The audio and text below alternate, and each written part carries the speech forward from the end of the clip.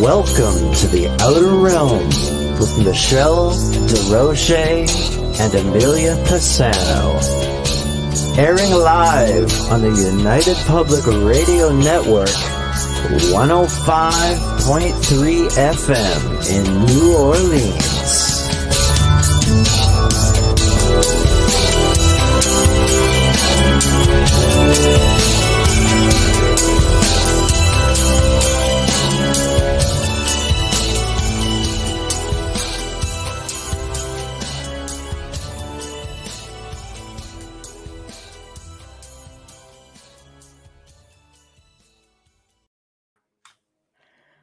Good evening, everyone. Welcome to the Thursday night segment of the Outer Realm. We're broadcasting live on the United Public Radio Network, UFO Paranormal Radio Network, 105.3 and 107.7 FM from the beautiful city of New Orleans. We are fully sponsored by the amazing folks over at Folgers Coffee, who have been a part of our journey since the very beginning, and that's quite some time now. So thank you. We love you, and we couldn't do it without you, nor would we want to.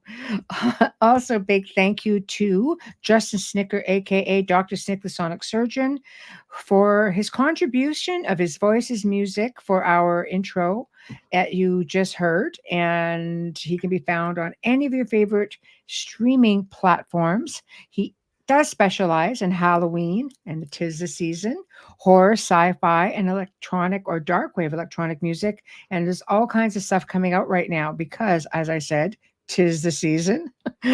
Also, big thank you to Steve McGinnis, who's the artist behind all of our banners and logos here at the show. Check him out on Facebook and Instagram. I'm really tongue-tied tonight. Also specializes in the horror genre. I know, just trudging ahead to the end of the week. Anyway, tonight we welcome back Devara Thunderbeat. I just love her name. I love it. Devara. I want that last name. I know, right? Anyway, she's going to be discussing, I mean, she was on a couple of weeks ago or a couple of months ago, but now she's going to be discussing ancient Egypt in Sedona. And her book is called Sedona Faces in the Rocks, Ancient Egypt Found in Sedona. And there's going to be pictures. I love show and tell. I'm just saying, I really love show and tell. Yes. It's awesome. And we see people chiming in. Look at that. Wayne's promoting already. Excellent. Yes. Subscribe, like, share, name it. Name it. Janie. Hello. Z-Sun, hello. Someone's looking for a scratch on his back. Mara. And Chris, hello, hello, hello, hello. And Kathy, well, hello. Hi. I got a stupid cowlick that just keeps throwing my hair back. I gotta love that when the hair just doesn't do what you want it to do. No, it's tied up in a bun today because today's been it's been. Hi, Ruth. I'm glad I am not the only one who is being a little bit tongue-tied. It's Friday Eve. Well, yesterday, first day being back in how long, I was like, thank God it's open mic because I'm really out of it. And then I'm sitting here going, did I write a promo? Oh, no, the intro. And I'm like, nope, this is her second time. Michelle's yeah, it's all going through my head as I'm sitting down. I know. So, she's just wonderful. Yeah, love you, Janie. And we have her coming back on in December, guys, and she's going to be talking about the 22 DNA activation frequency, all kinds of things. Oh. I know. Bum, bum, bum. Right? There's some time for Christmas. You're welcome. It's actually a perfect time. It is. Well, we wanted to have it really light, like more of a lighthearted month. Well, light, and you want to help people with toxic energy during holiday season, because I actually put up a post after Thanksgiving about how this post should go viral after every family holiday. So that's perfect timing to know how to change your frequency. And it's going to be fantastic. There's a lot of stuff out there, and I love frequencies and working with frequencies and, meditating to it or just laying there listening to it. And I'm always carrying on about it. So that'll be a good thing. But, I've seen some of the pictures that she shared, and she's going to be on any minute. We're just waiting. And I'm really, really digging it. So she's got some interesting. And Chris asked about the Grand Canyon. She does have one of them. She's going to be talking about it, and she does tours and everything in Sedona if you go. I can't wait. This is a gift when you can sit there and listen to someone and learn something. It's a gift. I know. I just love it. When I first, started researching and came across her, I was just like, what is all this? And I mean, our last show was on angels and extraterrestrials, which I was, know, I missed it. I know, it was amazing. And then she had this, and I'm going, oh, she's a gift that keeps on giving. And she's definitely 1 second here. She multi-awards winning musician and composer, author, speaker, 22 DNA activator, certified Reiki master, contactee, and a pioneer in sound healing. Wow. Named ThunderBeat was given to her by her Native American elders for her abilities to heal and awaken to the power of sound. Hello, tell me I love sound. Time in December, right? She is just gifted. Guys, just go on the show and read the bio because there's a lot of information there. You can go to her website and you can actually, tune in on some of this stuff. You can check out her stuff. It's amazing. So, hello, Howie. Hi, Howie. I love that tips top hat. Speak of the lovely lady. Here she is. Yay. Hi. Oh my gosh, so nice to meet you. Nice to meet you too. How are you? Great. I'm great. Yeah. Amelia was slacking off last time, which was why she wasn't with us. I'm just kidding. I was so sad to miss you. You have no idea. And I'm so excited that we have you coming back yet again. So I get more of you. Thank you. Well, she was doing her traveling vacation, Everybody needs a vacation, otherwise you're out of balance, Yeah. Oh, that's true. You just need that Zen time. What's that like? I don't know. I was off because my daughter had a kidney transplant in January and she had a few bumps in the road. So I took some time off so that I could be closer to help her heal and that, right? Because everybody needs their mom. Good mom. No, thank you. Even if you're 26, you still need your mom. Yes. They always need their mom. Yeah. Forever and ever. So, but welcome back. Yes, thank you. This is like very exciting. Because I, unlike everybody out there who will be seeing these pictures for the first time tonight, I've already gotten to peruse through the pictures, and I'm anxious to have you walk us through them all. So you actually, I'm going to put the book up.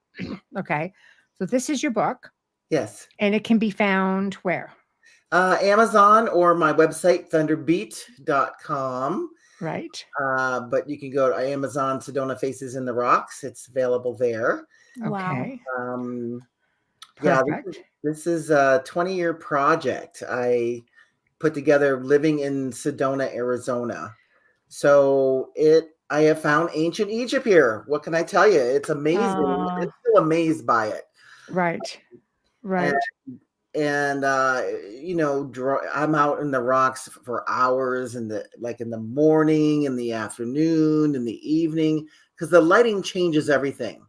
The lighting in the morning is a different world than the one in the afternoon or evening. I mean, I'm out there, let's say 3 or 4 hours in the morning, and then I, take a break and I come back out in the afternoon and go, oh my God, the same place. And I'm like, wait a minute, it's totally changed. That's crazy, isn't it? No, it is really crazy. Sedona is really magical, isn't it? Extremely magical. I mean, there's energy portals everywhere, shifting all the time. People think that the vortexes are just in one spot, but they're energy, so they move, and they are circular. A lot of people go, well, what do they do? Well, basically, I call them male and female ones. The male ones actually bring you down. The female ones actually, you feel like you're being pulled down inside the rocks. So they're a portal that goes inside the rocks. And then the males, and they circle to the right, go up. You feel like you're being lifted off the ground. You actually do. Wow. Yeah. Wow. That's what an incredible experience to just be able to go out there whenever you want and experience this. Yeah. It's home. I'm home. Yes. Yeah. It's on my bucket list because it calls me. Sedona just calls to my soul. You gotta come. It's breathtaking, and I can take you on a tour. I do. That would be fun. An ancient Egypt in Sedona tour now and other faces. Do you want me to put this up? Do you want me to put it up, or do you want to wait till the end of the show? I wasn't sure how you want to do that one. Well, you can do both. You can do both. Okay, we can do it twice. Why don't we Smart just businesswoman. Yeah, because okay. I just hang out for 10 minutes and Okay, go here have dinner or something. I don't know. Okay, here we go. All right. I'm down. Here we go. So it's a 2-hour tour. It's I show you 14 different gods and goddesses of Egypt. I swear to God. I know it blows people's mind. They said, "What? You found that many?" I said, "Yes.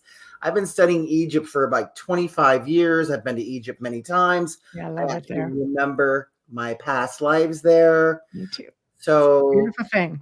Yeah. So when the rocks kind of talked to me when I first came here, and they brought me to the Sphinx, to that picture there. I was here about 3 weeks. I moved here and was hiking everywhere. And then I was going, okay, today I want to go here to a certain place called Boynton Canyon. And all of a sudden, I swear to God, I was transported to the right instead of the left where I wanted to go. And I said, wait a minute, how did I get here? Now, seriously, it was like a white flash went over my car. I know it sounds crazy, but a white flash went over my car and transported me to the right. And it's called Long Canyon. My dog was in the back seat with me, okay? And I'm going, what is going on here? I said, no, this is not the way I want to go. So I started turning around, and Spirit comes through me and says, go this way. So I said, all right, tell me where you want me to go. So they stopped me in front of that Sphinx. Wow. I'm going to show another picture of that. Yeah, because you do have two, just to give people a bit of an idea. It's a different angle as well. So there we go. There we go. So this is from the front, I take it, right? No, this is a whole different one. There's a whole other one. How many do you have? I have like 8. Oh my gosh. After they showed me that first one. Yeah. I found them all over the place. They actually said that there was like it was just meant to be. Yeah. It was meant to be discovered. Totally different one. I am I'm really surprised that this has not been discovered before, but I'm a rock hound, what they call a rock hound. I had a crystal store for 9 years. I've always, I'm half Native American, where my uncle would teach me. He's a shaman. He would teach me about, when you see the faces in the rocks, those are the ancient ones and the ancient knowledge. So I would always look at rocks a totally different way. Beautiful. Right. So where do you want to start? I mean, you've got phenomenal pictures. So I'll start with them in order, except for this guy, because we're already talking about Sphinx, but we can revisit it. Do you want to do that? And then you can just spontaneous combustion is great. Okay. You fit right in. All right. It's pretty much the way we run all week long. I like it. Okay, 1 second. I'm just gonna put these to fit a little bit. All right, put this over here and go in. Be patient with me, people. Take some work. No, we're good, but everybody out there, what are we looking at? Okay, here we go. Bam. Akhenaten. Oh, yeah. That's Akhenaten, all right. The story behind that one, wow, where do I begin? He literally, I know it sounds crazy, but he literally came to me.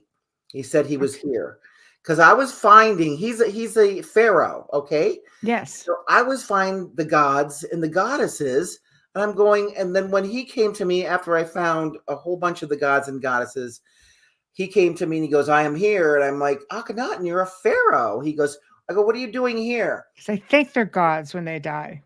No, he goes, "I am much older than they say I am."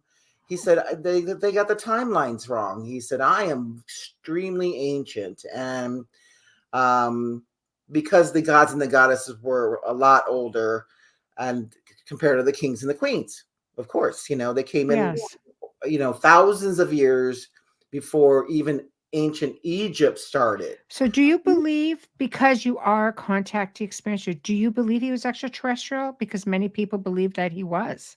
Yes. Yeah, he's from Which would Egypt. explain the ancient part, wouldn't it? Yeah. Well, we're all from the stars. I'm just going to tell you that right away. So Yeah.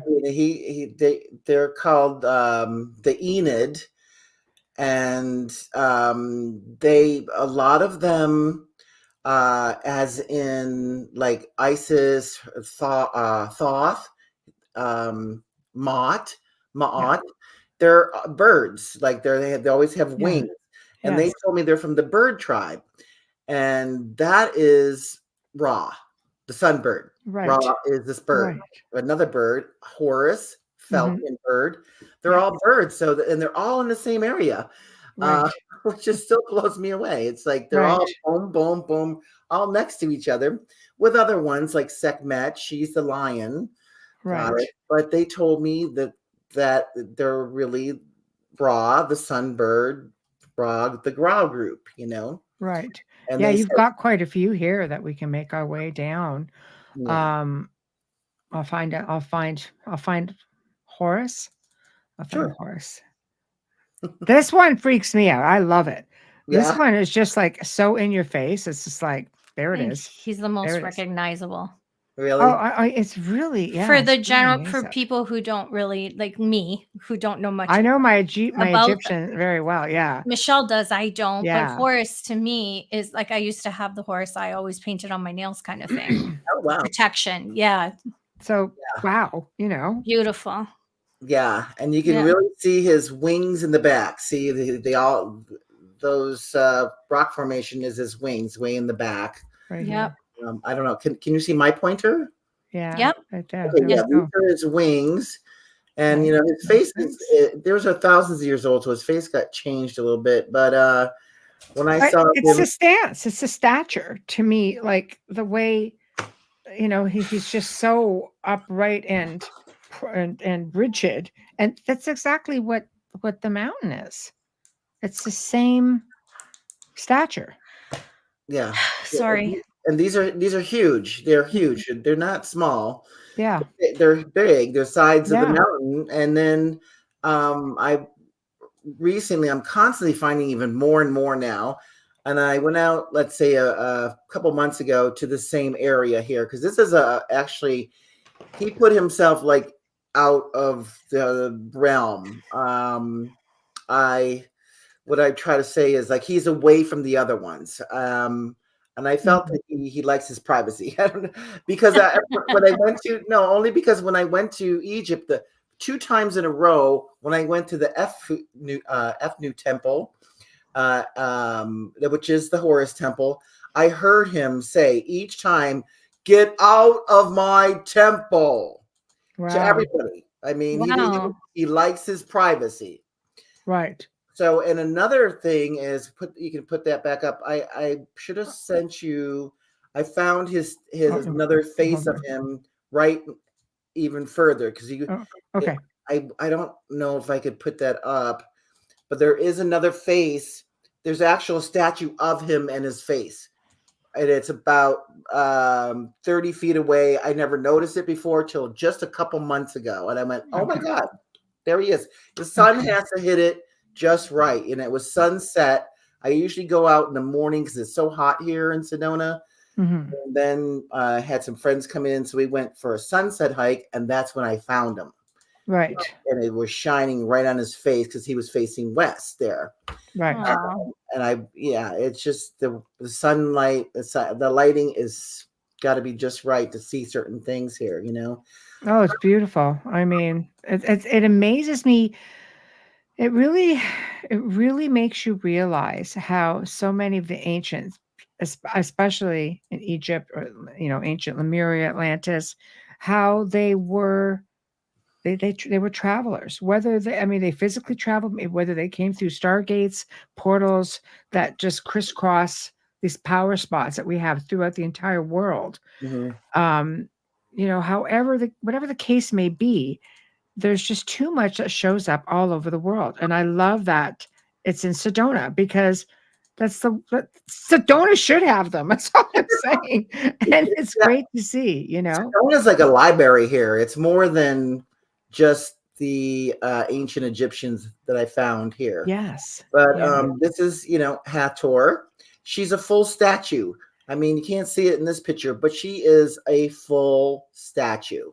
Wow. Yeah. Wow. That full statue is in the book. So you can see I got 3 kind of views of her. Right. And they're hidden in plain sight, but what's funny is they blend in with the rocks and no one can see them. It's just unless you this, I found her off trail. I go off trail a lot where there's no trails, and that's where I found her. Mm-hmm. Right.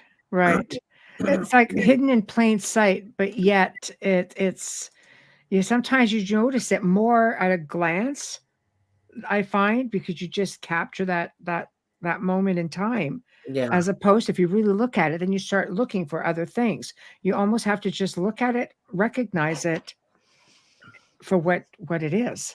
Yeah, I get a lot of people that say they feel Egypt here, but they don't see it. Right. And then they, take my tour and they go, "Oh my God, I wasn't just feeling ththings. Right. Yeah. Right. I'm just looking I didn't expect to find it here either. And Drumvalo Melchizedek, if you're familiar with him, Flower of Life. Oh my God, he's been around for 30-something years teaching the Flower of Life. Okay. Well, he moved here about 22 years ago, and I showed him Osiris. Now, the Flower of Life temple is the Osiris temple in Egypt. I just happen to have it up. There we go. Yeah. And Wow. And he goes, he's been working with Osiris for 30 years and he living here for 22 years. And then I saw him one day where I could show him Osiris plain as day because he's side of the mountain. It's huge. Mm-hmm. It's so big people don't see. Right. And I pointed to him and he said right away, he goes, "Oh my God, that is Osiris. I've been here 22 years and never saw that until you pointed that out." Right. And he goes, "Oh my God." He goes, "I can't believe I never saw that before." That's strange, eh? Was there any color to any of these before? Do you think? Actually, I call it my etheric. Yes. I did see some colors. The paint on Isis. There's an Isis temple here. I saw the thing in full color when I first moved here. I said, "That's Isis temple," and it had turquoise, red, and gold. Those were the 3 major colors. Wow. And the Native Americans are turquoise, red, and silver. Right. It was very interesting. And it was gorgeous. And I said, "That's Isis temple." And I didn't know anybody here. And then a few weeks later, I was asking directions from this one lady. And she goes, "Oh, that's up by Isis temple." I'm like, "I'm not the only one that sees this. Okay, this is good." Yeah. Right. Well, that helps, doesn't it? Yeah. A little bit of validation. Yeah. And I'm like, wow. Okay, good. But that was before I even started seeing the other gods and goddesses here. That was, I think, the first thing I saw was the Isis temple. And that would make sense, though, that's where you would start with the gods and goddesses. And this is the one that blows me away, seriously, which is Thoth. Oh, yeah. I mean, that's pretty much a dead ringer. I can't make that up. He's an ibis bird. Yes. And his history is he's from Atlantis. Yes. Not from, ancient Egypt. He's from Atlantis, and he was the one that helped the ancient Egyptians go to the pyramids.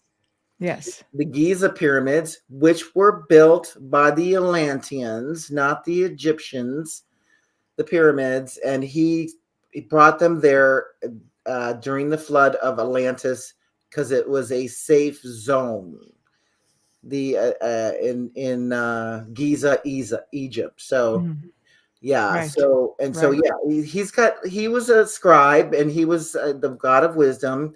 And if you look right here, he's got a like a scroll right here, right in front of him, like to write his writings. He's right in front of him. Right there. Right here. Can you see my arrow? I don't know if you can. No, I can't. Oh, no, I can't. Yeah. Can you it's see mine? I can see yours. It's below. Keep going down. Okay. Where are you? Where'd you go? I'm here. I'm over here. Here's your little thing. Flying blind. Oh, it's okay. I wish you could see mine, but You could share this from your end, just so you know. You can share all the pictures you want by clicking the present button at the very bottom. the present button. If you have your Yeah, at picture the bottom. I'm going to stop. Okay. So go to present where it says present. Click share screen. Okay. Okay. Click on that. You go up top. Do you have it on a desktop or is it in another window or if you just click on window, unless you have it in another tab, you have to have it up on the screen though. If you have it up on the screen, it will go to wherever you direct it to. So I have it on my desktop. So I go to window and I click on the picture. Okay. No, I don't have it on my desktop, but I have if it's open in another folder. In a folder. Okay, so you have to bring up your folder. And you can do the whole screen if you want to, but you either want the tab or you want to bring up your folder and click on that folder and you can open it. So you would be in a window because it would be up on it would be up in a separate window on like next to this. Well, let's do that and I can share in a second because I want to would like to talk about like the other pictures. I think I sent them to you already, where they found hieroglyphs in Lake Powell. Yep, I have all that. Which is 3 hours north. Do you want me to put it up? Okay, 1 minute. You keep talking and I'll get it up. This just sounds wrong. She has her mic on mute. You're muted. There we go. There we go. Okay. Okay, so I'm going to bring this up now. Share screen. Bam. And share. Okay. Okay, yeah, this is up in Lake Powell. This is a Hopi Indian showing the ancient Egyptians hieroglyphs. There we go. Like I said, so the point is this is 3 hours north of Sedona, Arizona. And now when they found the ancient Egyptian relics, I think I have a picture of that, in the Grand Canyon, which is 2 hours north. Okay. Yeah. Can I show that one now? Yeah, not show that one. Yeah. Okay. Because that thing is crazy. They're trying to say that the Grand Canyon is basically made up, doesn't exist, but yet you can't access it. They will not let you near it. So it's one of those things that they're trying to put off as conspiracy, yet bam, here we go. Now they found all kinds of relics there, Egyptian, and this is one of the pictures that is was actually in a writing of 1909, writing about them finding Egypt in the Grand Canyon. Now the right one, the right one is from Egypt. Giza, yeah. Yeah, that's inside the Great Pyramid, and this is the Grand Hall. Yeah. Yes, and then the one on the left is the from Grand Canyon. It's like, look at that. It's like wow, wow, it's huge. They have found. Oh, by the way, the Northern Rim, and they used to have maps, which I have a map. I'm not sure if I sent that one to you. I don't have a map. No, I didn't send you the map. Okay, but the Northern Rim, they have mountains that they call Isis Temple, Osiris Temple, Seth Temple, Buddha Temple, Cheops Temple. Why did they name all these pyramid-looking rock formations on the northern rim of the Grand Canyon these names? And that is the area where you're not allowed to hike and go at all. No. Funny that, isn't it? Yeah, funny, huh? Yeah, it's very beautiful. I can't believe the similar, like how close. Yeah, it's insane. It's insane. Let me put up the wall in Mexico as well. I mean, this is what I find interesting, and they do this with extraterrestrial stuff as well. Is the petroglyphs, and where I think that when you mentioned the Hopi, where I think people don't realize is ancient people were orators and they kept their oral history, and they have petroglyphs within their canyons and within their areas. And this is all over the world. The ancient people know where all of this is. And when you look at things like this, it's amazing to me that academia and the powers that be and all of these museums, they're just like, oh no, this doesn't exist. Yes, it exists. Yeah, the Hopi are 2 hours north of here in Right. Sedona. Right. And another correlation, to keep this one up, but another correlation I have put together is in Egypt, they called the Egyptians the Crimson race. And in here, the Native Americans are called the Red race. Funny that. Wait a minute. Now. Red and crimson are the same exact color. Exactly. Yeah. Exactly. So here we go. Wow. So this was found in Mexico. Yeah. If you really look closely, there's an ankh. There's the ankh and the headpiece right here. Yeah, of a headpiece with the snake looking thing. Yeah. That is so beautiful. And they're saying that this is 11 to 20,000 years old. They found it in a cave in Mexico. It's about 500 to 600 miles from here. Pyramids. South of here. Pyramids. Yeah. ET kind of looking stuff. Interesting little saucer type thing. Just saying. Just saying. Could be right there. There's more than one. So they've found hundreds of relics there that have UFO kind of sketchings or carvings on them. Mm-hmm. But this is the one that I found that had Egyptian things on there. Yes. Yeah. Yes. Oh, it is definitely fascinating. Again, you're showing stuff here from different parts of the area, like Mexico, obviously, the United States. That's, to me, is just and I was just in I went to a pyramid conference just like last month.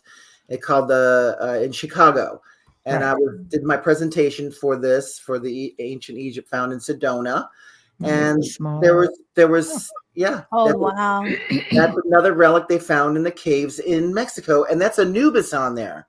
That's the dog-headed god, called Anubis. Yes, that's right. Right on there, and see how big that is. It's huge. Yeah. Wow. Well, yeah. Look at the scale, just on to the hand. On the hand. Yeah. Wow. That's got to be at least a foot. Yeah. So how do you explain that? So what's really interesting is so when I talked to Sam, he was there at the pyramid conference, and he found the Pyramid of the Sun in Bosnia. And he just was, when I showed him my book, he was just flabbergasted. He was like, oh my God, this is amazing. And then these people that live in Chicago said, oh yeah, we found ancient Egyptian relics here too. I'm like, what? I said, wait a minute. They said, yeah, about 30, 40 miles from where we are right now, they have found on the river or the lake, they have found ancient Egyptian relics, but they haven't, they showed them, but they hide them now. Right. They're hiding all our evidence, our ancient history. Right. They hide a lot of stuff. There's a lot of stuff hidden. Yeah, there's a lot of stuff hidden. It's just we don't know enough about. We say this all the time: the forests, the waters. We don't know enough, let alone in the middle of Grand Canyon where you're not even allowed to walk. That's right. You want to get this one? So that way we'll just keep up and stay ahead of the game. Hi, Kat. Kat asks, does Devera think that Dogman and Anubis are the same species, or does she have an opinion? Dogman? Yeah. Dogman. Being, I guess, wolves that walk upright. Werewolves type beings. So the United States have many. They call them, dogman or like a werewolf type. They're massive beasts, and they're obviously vicious. I don't know if you ever heard of the Beasts of Bray Road. I mean, they have, wolf people is what they're called here in Canada. I'm not familiar with them, but I know. Oh, you would love that. You need to research that. Yeah, it's fascinating. Wolf, and they call them wolfmen? Well, yeah, they're called dogmen in the States. I know up in Canada, our Indigenous people will call them wolves that walk upright, or wolf people. They're more respectful in how they They address them. Why are they mean? Why do they say they're mean? Are they because people are in fear of them? Well, I think that they're just. I say that they're like interdimensional or extra, outer dimensional. They're. I believe they're just another race of beings that share space, much like Bigfoot. Bigfoot, yeah, Bigfoot is peaceful. All the Bigfoots are, very high vibe, very loving, and they can go into different dimensions. I know about Bigfoot, and they're called scary because people are in fear. Yes. Yeah. Yes. So that's why I was wondering, because they're not violent, they will protect themselves, but they will not be violent. If anything, you always hear them disappearing. Exactly. Well, we've never heard a story that was pleasant about sightings with dogmen or wolf people here. So we don't really know what they're like because we've never really. Well, I mean, people call them different things, like Howie says, shapeshifters, Wendigo. I mean, I don't. But Wendigo, I think Wendigo gets a bad rap too, though. Oh, I mean, all three of them do. That's a really big native Canadian culture. Like it's really big up in Canada. That was folklore that they would go into villages and literally just wreak havoc. Like shaman were always just trying to. That doesn't sound like Anubis. Anubis was peaceful and he was a protector. Yes, he protected Osiris to go into the underworld from the demons. So he's a protector dog. It's a dog protector. Yes. Not like what you see in the movies. No, they all made up. A lot of that's. But I can see where that question was really, really good. I could see where it came from because I would be thinking the same thing. Yeah, Kathy says skinwalkers. That's a different thing also. That's a whole different thing. Yes. Yeah. So that's fascinating. I know it just keeps going and going. I'm just digging another picture up here. Don't mind me. No, I love this one. Hold on. Just getting there. I'm getting there. Feel free to just take this wherever you want to go. Yeah. Devera, I am just putting them up. So there we go. There. King and Queen. Oh, yeah. Okay, so I found Anubis. I'm sorry. I found Thoth in two different places. Okay. And after the second time I found him, I heard him. He's one of my guides anyway. Been working with him for decades. That he said, now find the kings and the queens. After the second time I found him in the rocks. And I'm like, what? Kings and queens? Wow.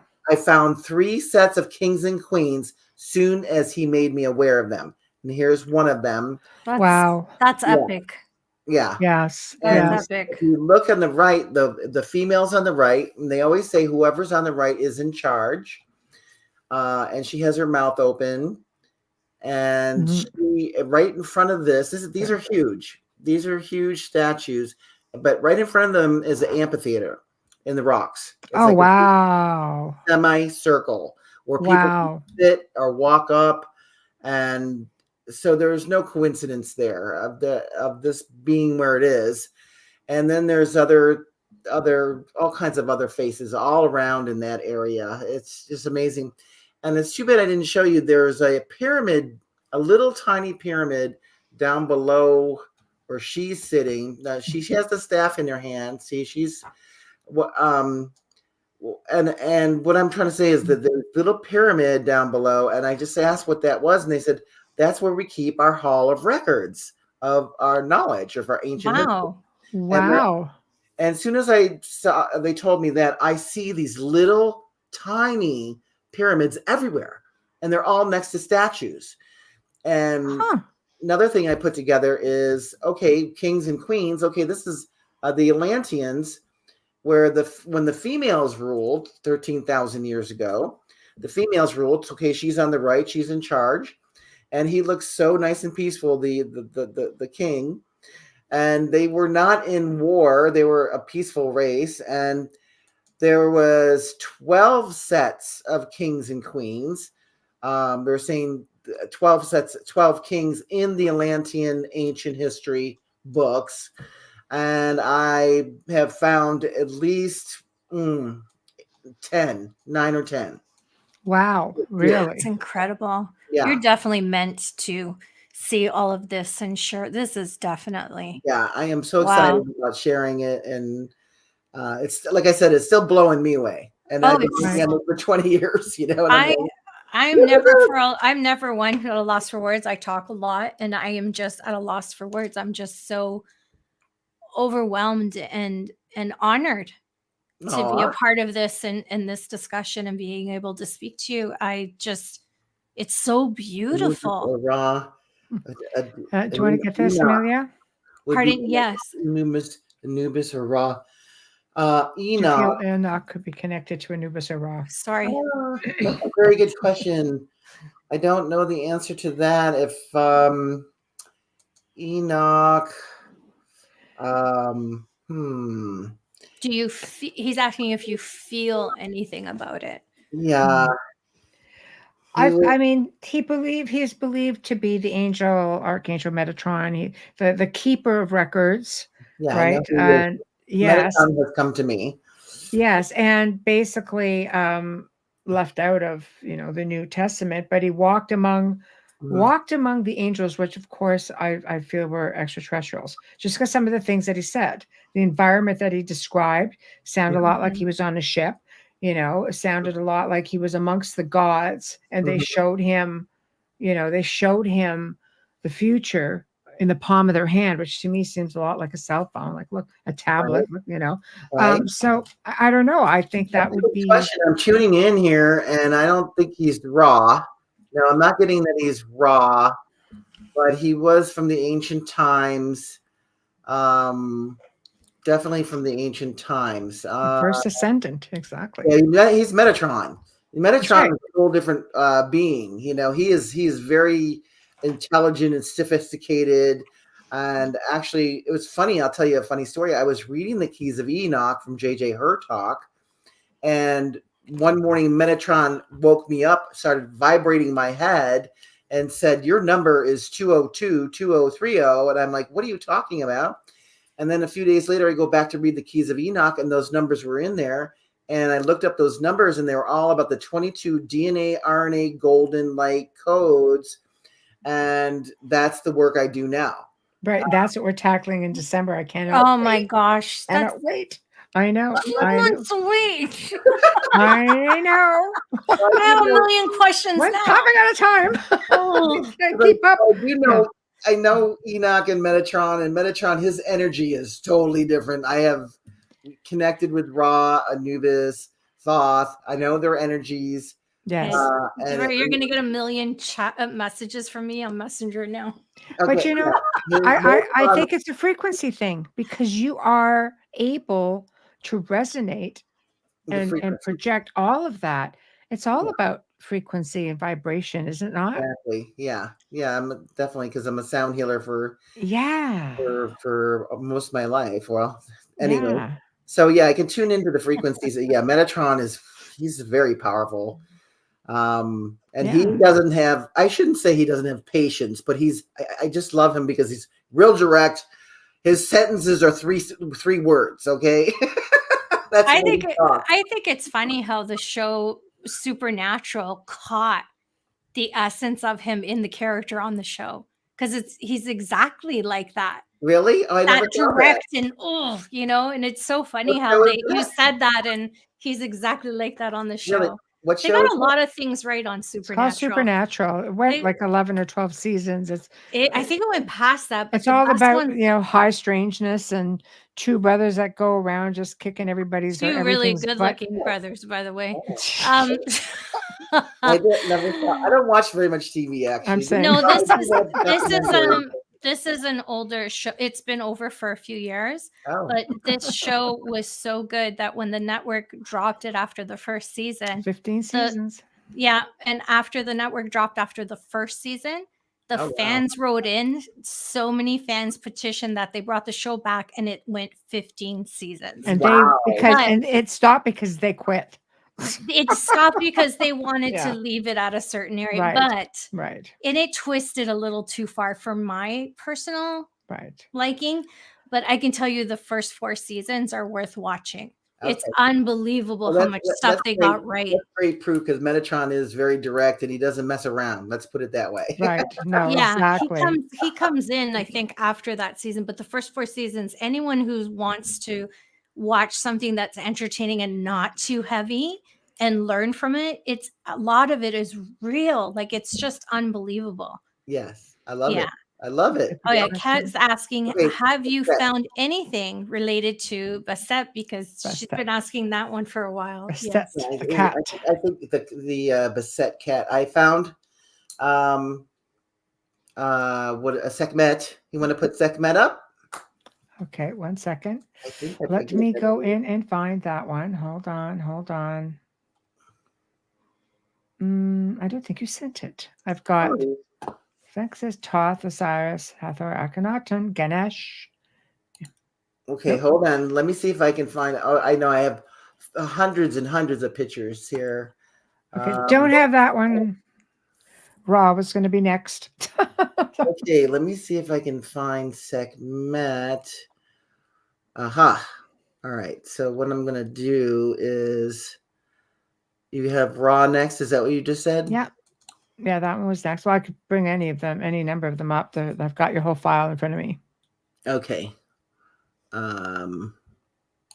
Okay. Yeah, there were so many I wasn't sure what to send. It's like show and tell. That's awesome. Yeah. All right. Let me see if I can get this one up for you guys because she asked about the cat. Yeah. And let's see if I can know how to do this. Yeah, click on present. Right next to the bottom there, settings, and you should see a button that says present. Click on that and go to share screen, which is one level up. When you go to share screen, you'll see it says Chrome tab, window, forget entire screen because you'll catch us all. So if you click on window, whatever it is you have open next to, like whatever's up on your screen, if it's another browser, if it's opened in your tabs on Chrome tab here, that's what you would go to and work your way down. So where do you have it? I guess it's on my Windows. Okay, so click window. Desktop. Click window, and then it'll bring up everything that you have open. Okay. So then click on whatever it is you have open. There you are. So give me 1 second, and I will. There's nothing in it though. Yeah, so nothing's coming up. So, but I do. This is all I got. Yeah. Oh darn! It's our favorite color. It's our favorite color. Yeah, but it's not going to work for tonight. You could always email it, and I'll grab it if you want to do it that way. But hold on, just kick that one up. Okay. Took herself out.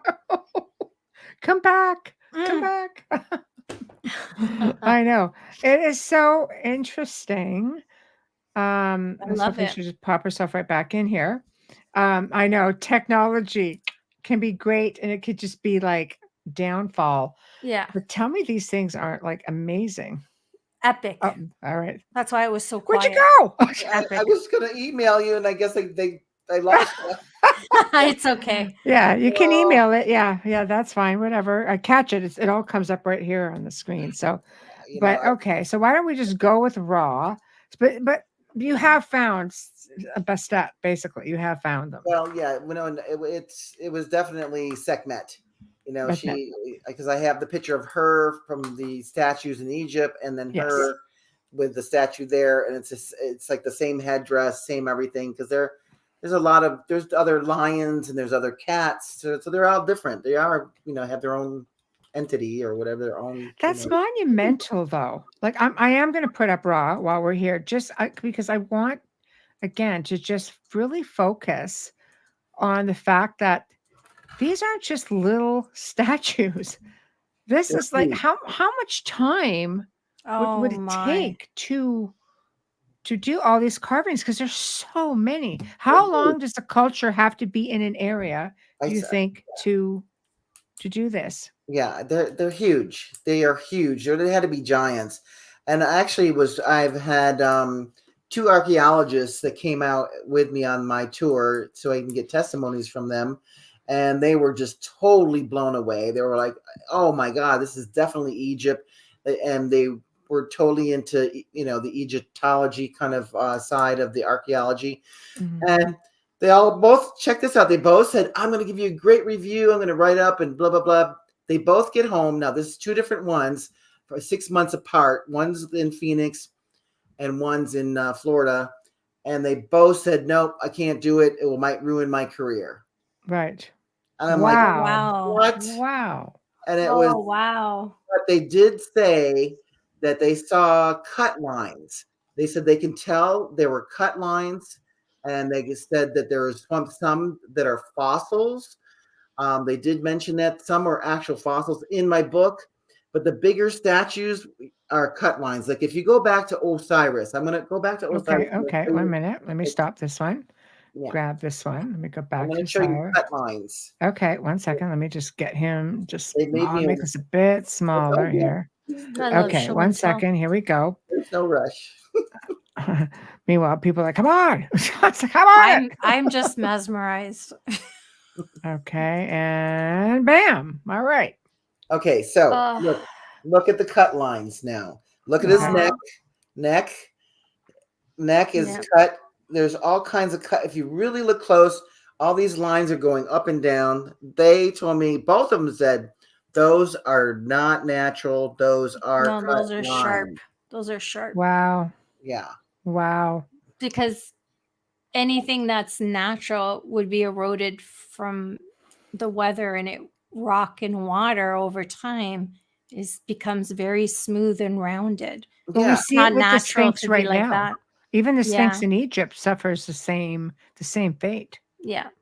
Yeah. And here's another thing. Leave that picture up, because there was a flood here, and the rocks here in Sedona are iron ore based.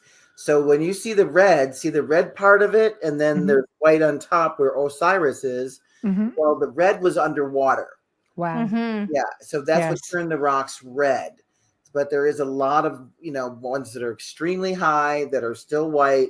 And they say that thousands of years from now, the red rocks will turn white again. So wow. I wonder if there's anything like this in Montana, because most of it was underwater. I don't know. I met a lady, I think she was from Montana, Judy. She had found some ancient, huge monuments. Yeah. Let's see if I have her. Because a big part of that state was underwater, and they have a lot of dinosaur bones and things like that. Yeah, she found some really incredible stuff. I met her at the Pyramid Conference, and she was talking about these huge monuments that they found, but it's not Egypt. It's they're not sure what it is. But okay. There has to be something, just because, like I said, underwater, it's just cool. It's interesting. Look. Here is what she has. This is Montana. Go up just a bit. Too far. You're too close. Wow, there right we go. There. Wow. There we go. See, wow. Megalith. Look at that line. A megalith. That's pretty fantastic. Yeah. Look at that line. Wow. Look at that. And then see her? Yes. That's how big these are. Wow. Yeah, cool. It's almost as big as a sequoia tree. Right. Yeah. So she was talking about things like that, and I never knew about it. And that's Montana. So a lot of Montana was underwater. So that's why I'm curious. When you mentioned Red Rock was underwater, it just hit me like how mountainous it is and flat in between where it was underwater. I wonder if they would have. Imagine everywhere. Which Cat says, are they in any other countries other than U.S. and Mexico? Oh, I think so. Oh, yeah. Yeah. I think the whole, I mean, there's all kinds of monuments in Scotland. Yeah, the whole world is. My friend just mentioned Scotland, that he found the ancient Egyptian stuff there. Yeah. And he's an Egypt tour guide in Egypt. Right. Like, whoa.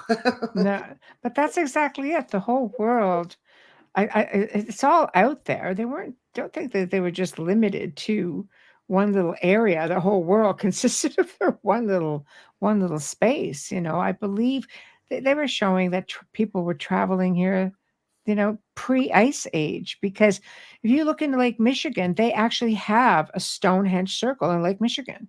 It was their pre-ice age with carvings of a megalodon, or not megalodon, of or mammoth, of a mammoth. Wow. Carved right into the rock. And that was just, pre-Ice Age.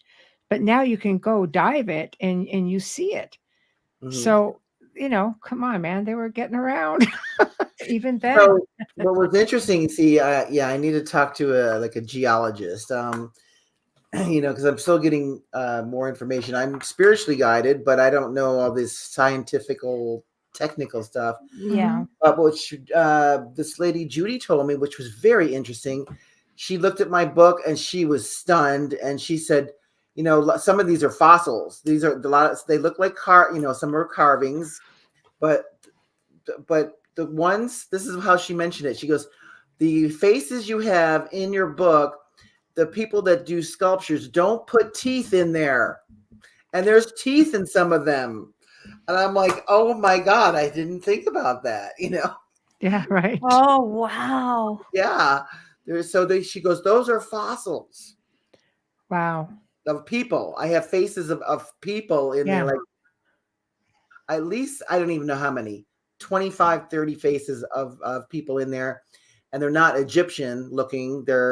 I have one that looks like a Native American. I have ones that they look very different. Not sure what culture they would be. Right. And they do have little teeth sticking out. And I'm like, oh, interesting. So I'm finding out more and more. Like I said, the archaeologist didn't want to help me out. So I'm still looking for someone that's brave. That's brave like a geologist, that would know. I think when you're dealing with modern academia, they don't want to involve themselves in like that. It goes against the grain. It goes against everything they were taught. You try putting anything that's out of the norm, it's like, well, it falls on the reputation thing. Well, we have a guest that comes on pretty regularly, Mark Ollie, who is an archaeologist in England, and he's also an experiencer. And he said, I have higher ups, my bosses that come to me and say, okay, I can't say anything because, you can't go against the grain, the good old boys club or girls club or whatever the case may be. But this going back a few years ago, he goes, but yes, we have found A, B, C, and D, but we can't really talk about it. It's in the museum, basement level. We'll never see the light of day. So why do you That's not think they fair. do that? No. I mean, if if they're not in fear, they could turn it around and become extremely famous. How's that? They don't want to rewrite history books. It costs too much money. Yeah. I think so. I think that's a big part of it. They don't want to reteach it. They'd have to change curriculums. This is a big deal. And the fact that, it's like the ET thing. You don't want to give people too much power and think that they don't need a government. That's a whole other show. Yeah. And we already did it with Devera. Yeah.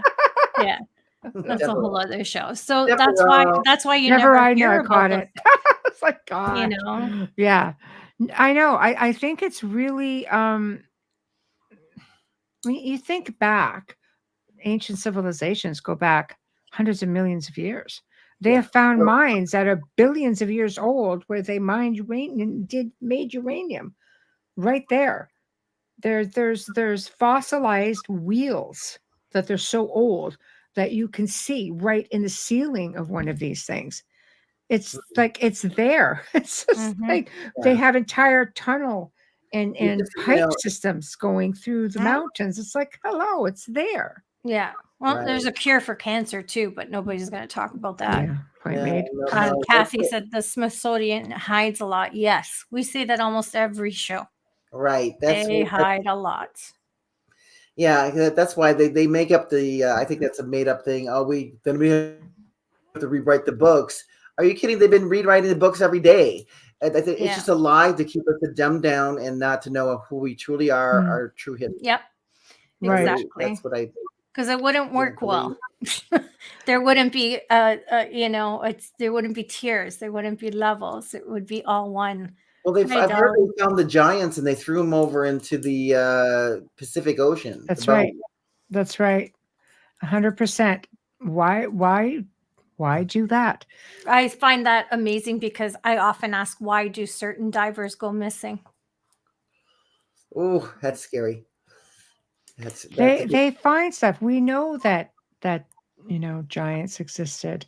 Native American history, just this side of the world, documents a lot of that stuff. There are ancient mounds that you're not allowed to touch. They're sacred, on these lands and these reservations. And we had a friend who just joined us in chat yesterday on the Mohican Reservation, and the stuff that he finds, and he's come on, he's talked about it, the different things that are on the land. And he goes, it took me a while even to convince our elders that this is a good thing. We need to talk about this, but there's just, but they don't trust. He goes like, they don't trust them. No, because history is hidden. And they've been hurt and cheated a lot. That's right. But he's just like, he goes, we have proof of Knights Templar residing on this property that were cared for by our ancestors. Wow. And they existed together. There's proof of all of this. Where's that located? In Wisconsin. In Wisconsin. Yeah. And, and he goes, it took me a while. And now the elders are like, okay, we're on board. There has to be a certain protocol. But isn't it sad that people are so leery about bringing that lost history to the forefront because of all of this academic stuff? Yeah. We've had him on the show. Tell everybody, there are 3 million people listening. Tell the world. It's like, okay.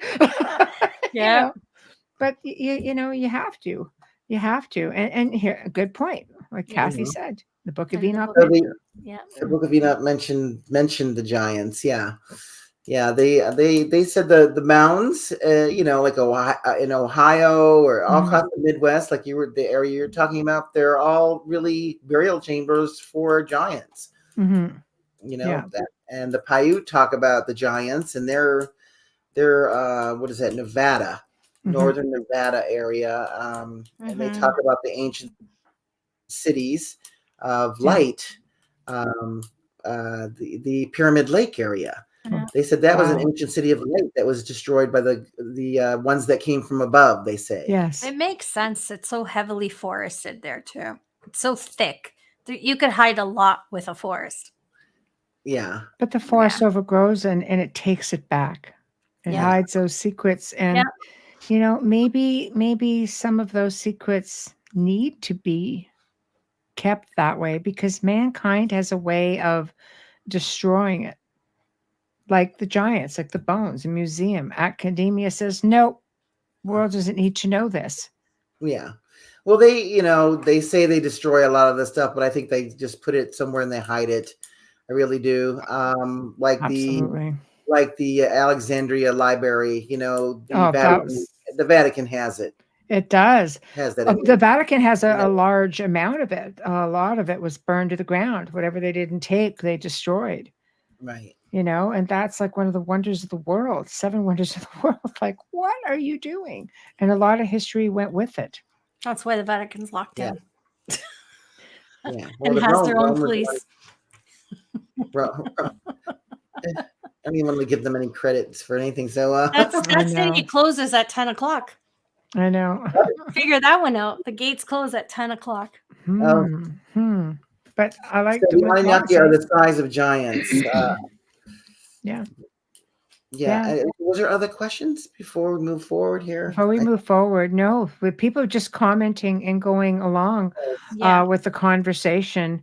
I was going to put up Ganesh because that takes you outside of Egypt a little bit, and holy cow, it's still here. There we are.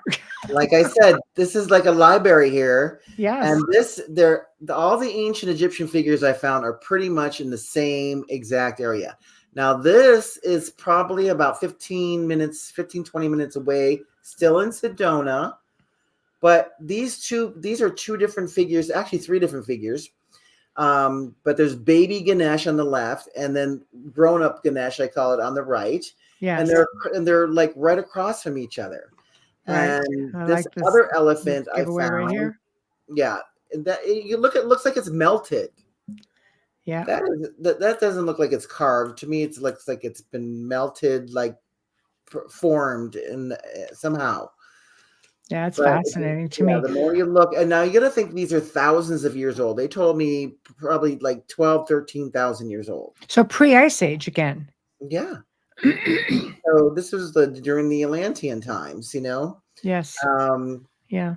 Yeah, because what was Noah's flood was supposed to be 6,000 years ago, BC, I think, 5 or 6,000 BC.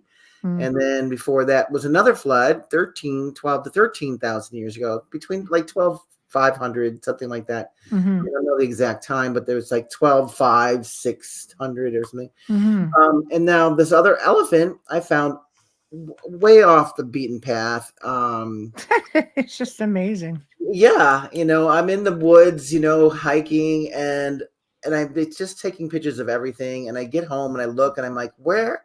Oh my God, I didn't see that when I took the picture. It's an elephant. Yeah. That is an elephant. Right. Who Right. knows? It could be a fossil. I don't That know. one's in your face. Oh yeah. Really. Yeah. Yeah. I think Dolly says every 6,000 years. That's what I thought as well. Yes, we flood every 6,000 years. Okay, that makes sense because that's what the timeline of those floods are. Mm-hmm. But here you have a whole other culture. What's that? You have, a whole other Cultures. a whole other culture, Yeah. which is, again, it's fascinating. So you're finding discoveries pretty regularly then. Do you think you pretty much mapped this out, or do you think have you been finding more? Do you think there's a lot more to find? Oh yeah. There's a lot more. There's whole areas that you can't even get to. Right. I've taken helicopter tours and they're called the ancient ruin tours, where it's almost impossible to hike to. But mountain after mountain you have to go to. There's no trails or anything or any way to hike there. There's so many other worlds out there, and I've seen other sphinxes out there. And, Right. and when you're on a helicopter, it's impossible to do any filming. I mean, you can do a video, but if you want to do snapshots, it goes so fast you miss it. Mm-hmm. So to have to do a video and then take a screenshot of that, other stuff. But yeah, it's on and on and on. I mean, the book is I don't even know how many figures are in there. There's hundreds of figures of faces in my book. Mm-hmm. And I have found dragons. I have found bird sculptures. Mm-hmm. I have found so many different kinds of faces and it keeps going on and on and on. It's just, it doesn't stop. And different cultures is what I find extremely interesting because, I mean, it just shows you we're not, the ancient people, our ancestors were not limited in their travel like academia tells us they were. Well, that's controlling. For sure. That's why. Don't even get me started on the whole Columbus thing and that crap. I mean, they're already showing even the Knights Templar made it, and there's evidence in being there in the 1200s. Mm-hmm. That's like 200 years before Columbus, and the Vikings were there around 850.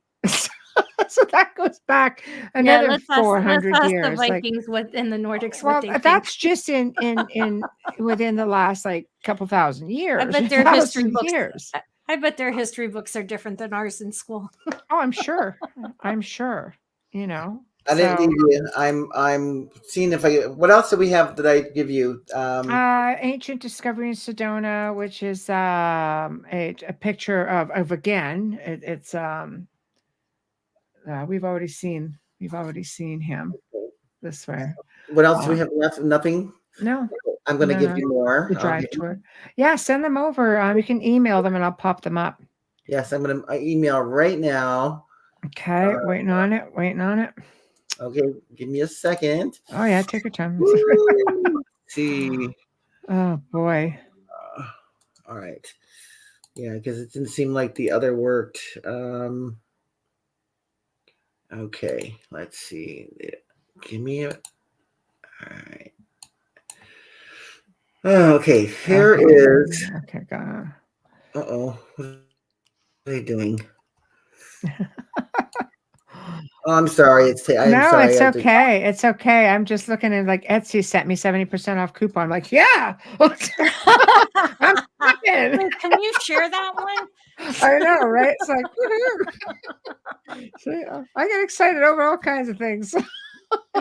So, okay. Well, while you're searching, then, Okay, I'm going to attach this whole file here. okay. I think that might be easier than doing one at a time. Yeah, no problem. Okay, she's totally like me with tech. While we're waiting. Oh gosh. Yeah. Yeah, I would only show the ones that you want shown. You know what I mean? I'm not going to put up a bunch of other ones by any means. What's interesting to me is that there's so many different theories when it comes to all of these ancient places. And let's face it, we've got continents that we know have disappeared, and we know where those continents were. And, where ancient Lemuria, there are traces of that going down all the way into South America. Yeah. And there's traces as far up as close to Michigan that show the Aztecs and the Incas made it up that far. So, but again, we're dating them back to probably 500, 600, 700 years. So I don't know how many of these people came from ancient Lemuria, do you think? A lot. I really do. Ancient Lemuria, ancient Atlantis. All right, let's see here.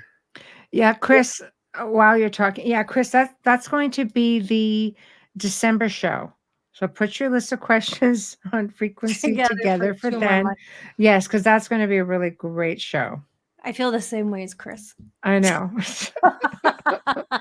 I wanted to jump on that. Lots to talk about, but you'll be thankful, and you will all thank me in December. Yes, Chris. I'll be waiting with you for that question, that answer, because I have that question in my head too. Devera and her frequency work will be our gift to you all in December. Happy holidays. There we go. Here's a few more. I just sent a few more. Okay. What do you call it? Yeah, December. But we're gonna do something. We're gonna do some sound healing activation. I'm happy. Yeah, a lot of people don't know I'm the #1 sound healer at Hemisync Mother Institute for 12 years. That's why I feel so comfortable with you. Absolutely. Sound healing is #1 for me. I love it. I know. Absolutely love it. I'm on so many different projects, I just whatever comes, spirit guides me to, I guess you could say, But that's what it's all about. Everything is made up of sound, frequencies, vibrations. And, I've used it with people that I've helped for years. I'm just like, go listen to this frequency. Binaural beats. Just you do that with absorb me. It, take it in. I've done it with her. Binaural. Listen to this, and this. Yeah, binaural was all I knew before. But sound, even the sound baths. Sound baths, like in drumming is like none other for me. Yeah, I love it. I've been a drummer all my life and a musician all my life, and I got downloaded. That's another story. We're going to talk about that in December. How it all came to me. By the way, I was in the Great Pyramid when it all came to me, downloaded to me. So keep going. You're teasing big time here. Okay, hold on. Just keep talking, and I'm still, things are downloading. So I am big pictures there. Doing that one.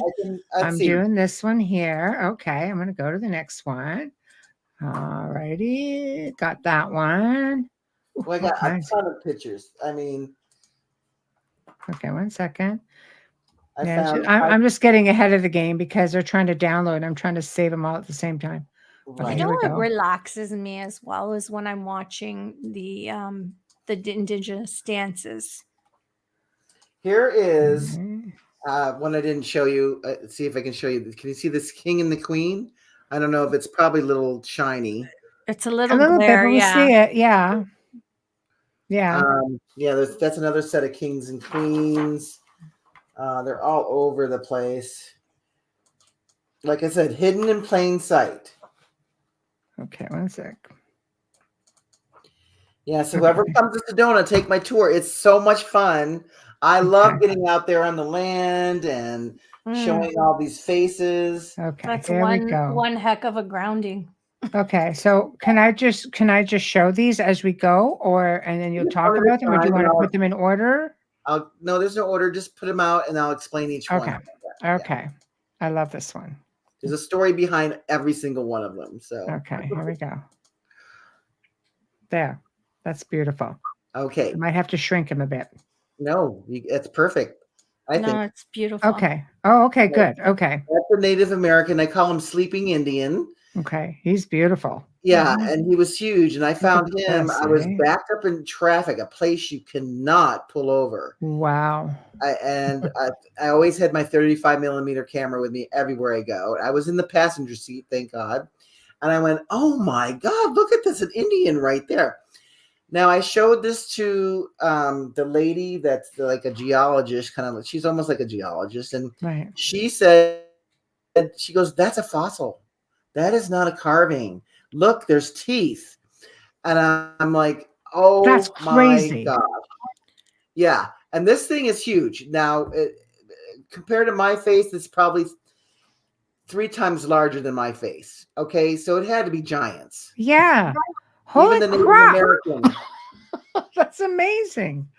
Seriously, a fossil. That is.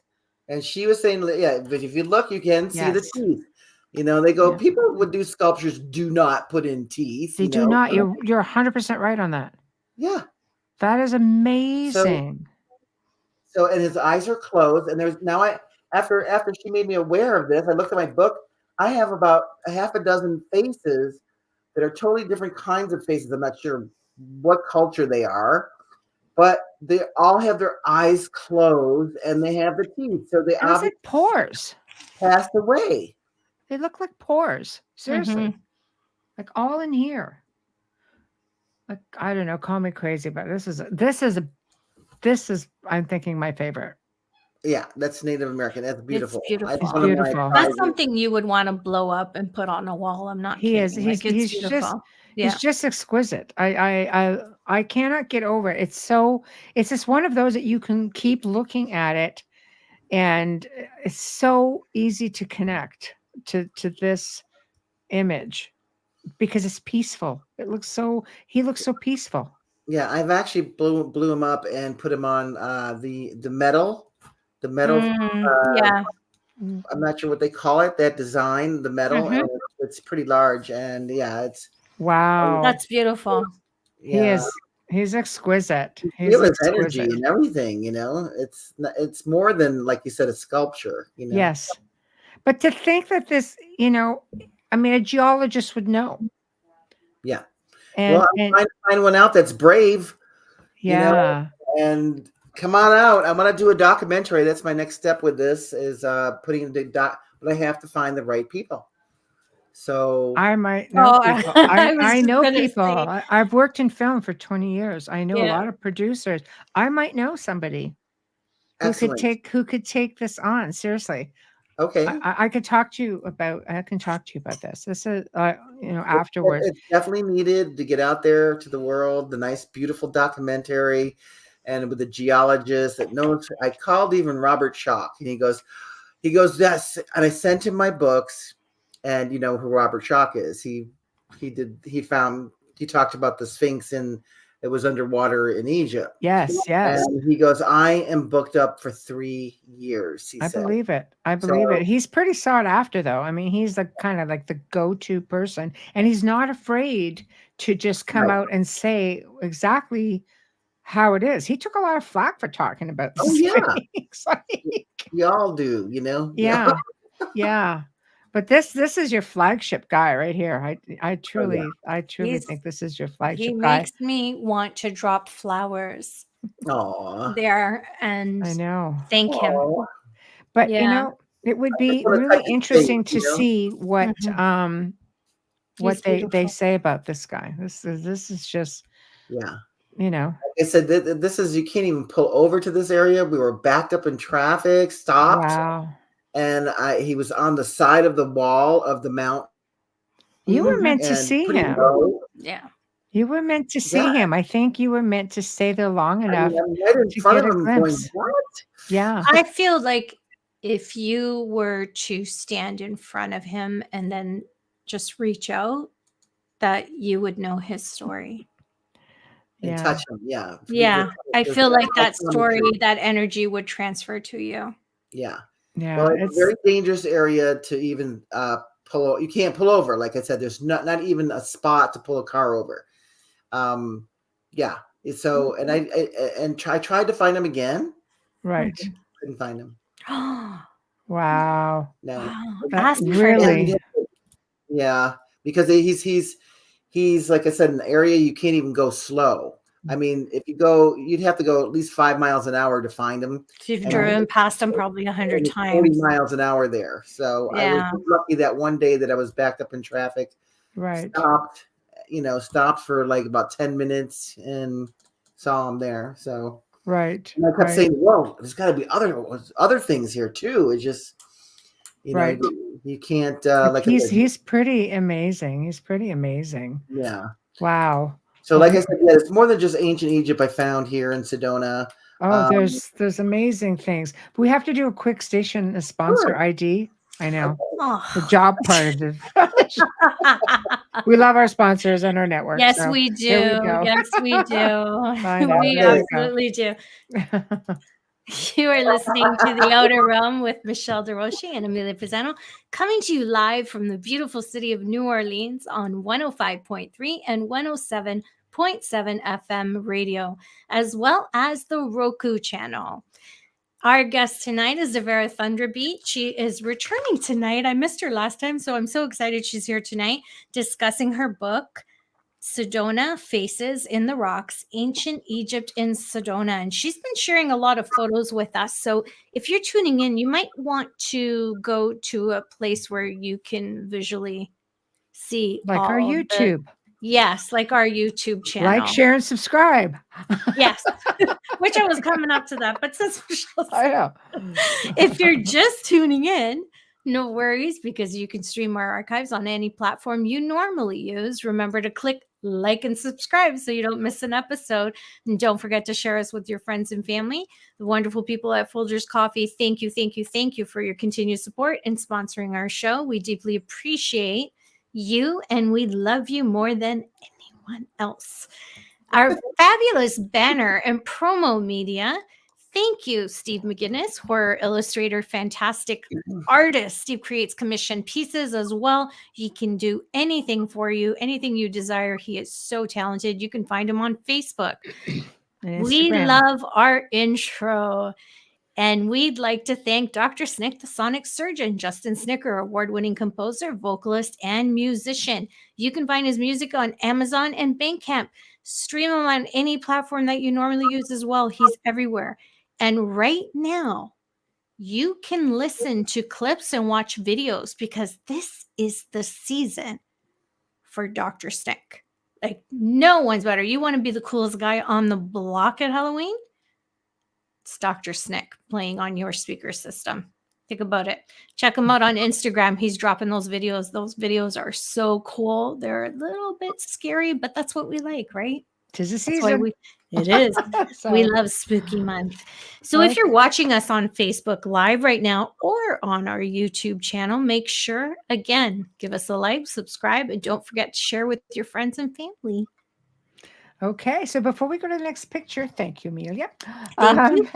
We're going to get this question, which is in two sections. If you can do. I'm reading his praise. I am the coolest guy on the block at Halloween. What did he say?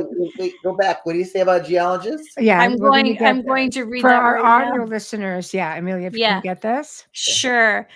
Quick question on the geology of that area. Was that fossil you just showed, would that have been laying down as in a grave at one time, then over time was lifted up by the earth plates shifting up?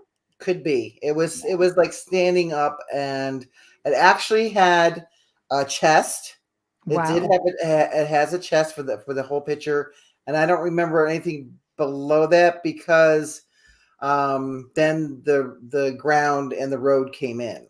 So, and if he would have been underwater, because he was red, he may have been underwater and eroded a bit. Yeah. Well, the thing was, it looked like it was laying down, but it was upright. Right. So I don't know. It could have been shifted. Well, that means it would make sense that when he says, because if he was, hold on, so to be vertical now, the individual would have lived so long ago. Yeah, because for that to but giants did. But I mean, they have evidence of giants even into this century. Right. Early on, there are images and even video capture of some really big individuals. I mean, well, why the not? size of a dam really as high as a house. If you have pygmies, you can have giants. Well, I agree. Right? For sure. Right. Yeah. Okay. So it's not that far off when people speak. I think it's out of fear. Here's another one I love. Because everybody who knows me knows I freaking love dragons. Oh, wow. You would love all the dragons I have in the book then. All right. So the one on top just blew me away. I've been up, like I said, they're hidden in plain sight. I was up in this area at least a dozen times before I saw the little dragon on top. Yeah, it's right. You really look, and it was only because I was there in the morning and the sun was shining and a ray of sunlight was shining right on it out of everything. Mm-hmm. It was like it was planned, like carved there or something, or put there on that purpose. Because right below it is like almost a circular, separate stone platform. Right. Okay. Right. And then he's got wings. He's got like little things on his head. Yeah. If you like little horns or whatever they are. Mm-hmm. Yeah. I mean, if you look really closely, he's very detailed. Yes. Oh, yeah. He's beautiful. He's beautiful. Yeah. And, has that energy of like, very strong and then now the one below, he's huge.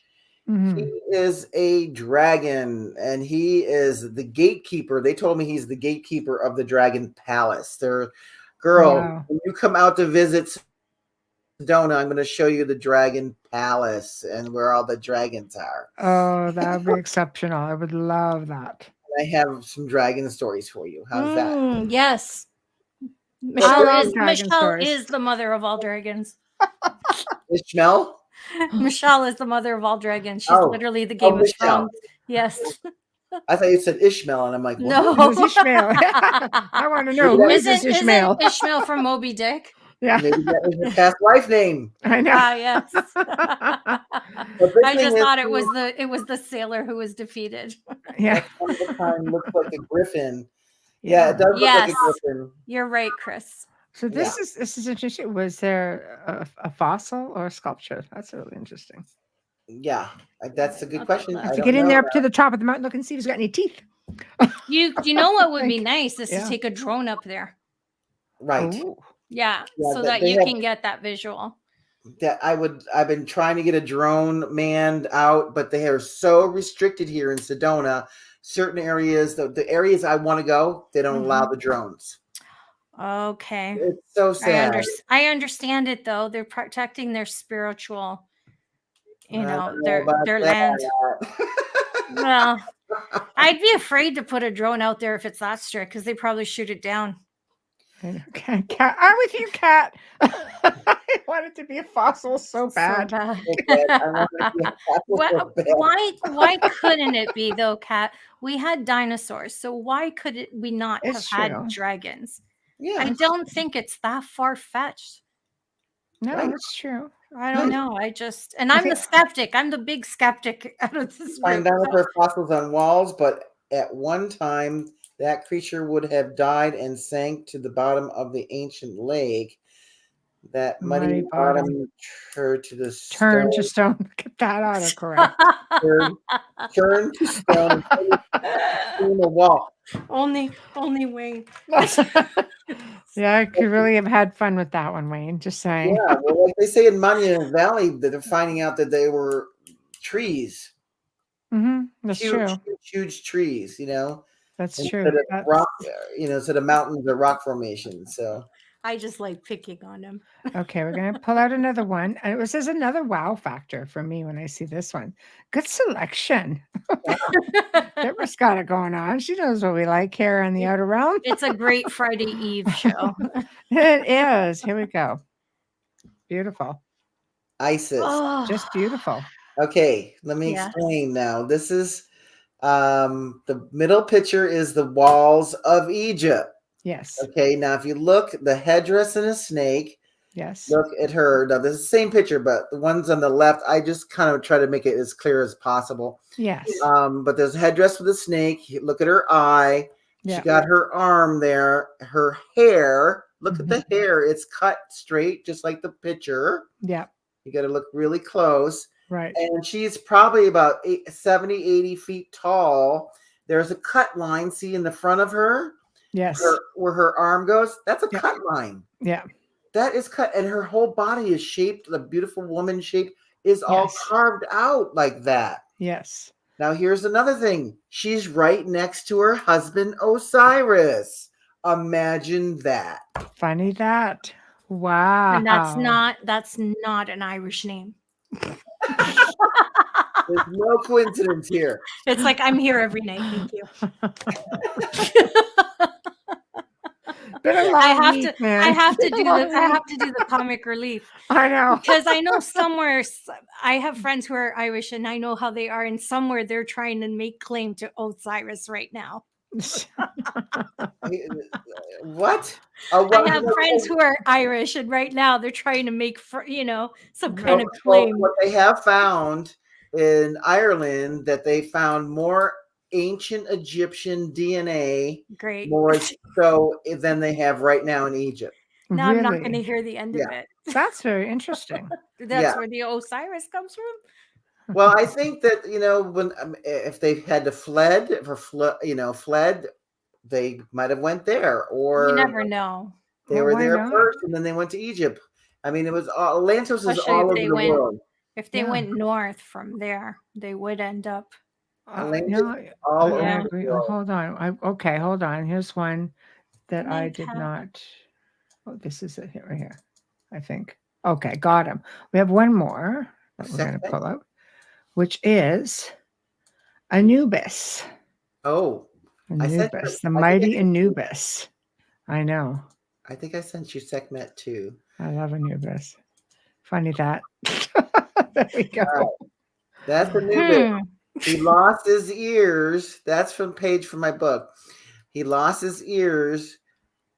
And I have a very fascinating, really fun story I tell on my drive tour on how I found him. And it was because I had a statue from Egypt, and I had it on the floor. And one day he just fell over for no reason and lost his ears. Oh. Now, this is before I found him in the rocks. And I went, oh my God. So I said, no. So I glued his ears back on, right? 3 days later, I swear to God, 3 days later, the ears are missing. Nowhere to be found. I couldn't find him anywhere. And I'm like, this is very, very strange. And then I think it was less than a week later, I found him in the rocks. And I went, oh my, that is what you're trying to tell me, that you're here and you lost your ears. Wow. That's how magical this. That's a synchronicity. Yeah, that's something.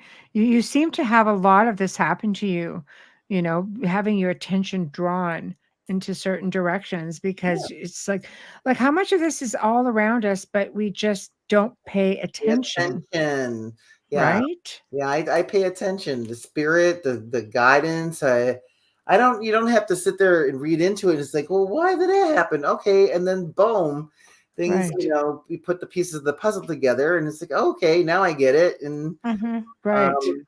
I love it though. You're being led. You're being guided, and it's supposed to be that way. Yeah. And so you're paying attention. A lot of people are being guided and they're not paying attention. Yeah, because they have the blinders on and they don't believe. And then I'm open. I'm very I'm very open. So what do you say to people who are the big naysayers and say it's all pareidolia? Because every industry's got that guy. Oh yeah. Pareidolia. I've had actually before my friends saw my book, they said the same thing. They go, "Oh, it's pareidolia, whatever that And then I handed them the book, and they went, "Oh, wait a minute, this is more than Right, this is a thing." Yeah, so Right. I got proof. Okay, Yeah. I got the photos. It's not like kind of looks like. No, I mean I've taken, just to do that book, I've taken 10,000 pictures.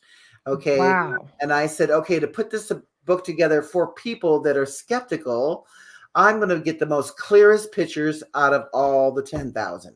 So I have a lot, even ton more pictures I could put into a book. But I just made it the clearest as possible, and there is no doubt when people look, they're like stunned, and their mouth drops. I watch them.